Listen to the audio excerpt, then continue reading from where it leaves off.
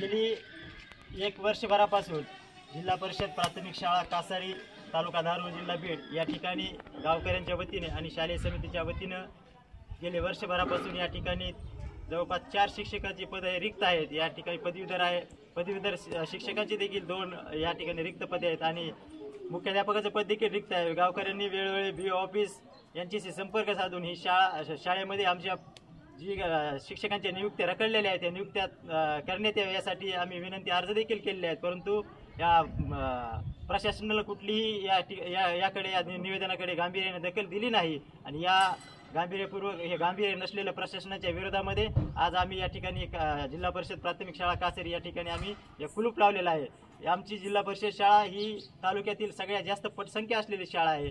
गेल्या 5 ते 6 वर्षापासून आमच्या शाळेचा रिझल्ट प्रत्येक नवोदय आणि प्रत्येक वर्षी शिष्यवृत्ती शाळेत देखील आमच्या विद्यार्थी या ठिकाणी लागत आहेत।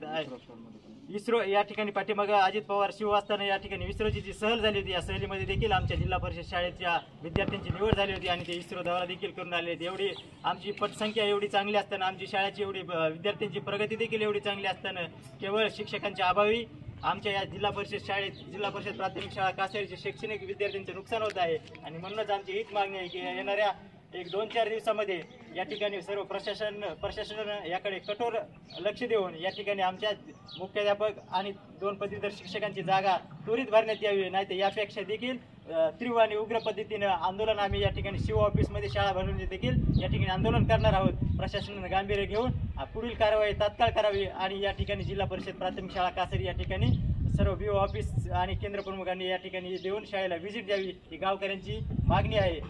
आणि ही जर मागणी हे आम्हाला जोपर्यंत हे प्रशासन लेखी निवेदन देत नाही किंवा लेखी आमच्याकडे आश्वासन देत नाही तोपर्यंत आम्ही या ठिकाणी शाळेला कुलूप ठेवणार आहेत आणि जर यापुढेही जर प्रशासन काही लक्ष देत नसेल तर येणाऱ्या काळामध्ये आम्ही शिव ऑफिसमध्ये शाळा भरवणार आहेत। हे प्रशासनाने गांभीर्यपूर्वक दखल घेऊन पुढील मार्ग यातून काढावा आणि आम्हाला तात्काळ शिक्षकांची या ठिकाणी पदभरती करून द्यावी।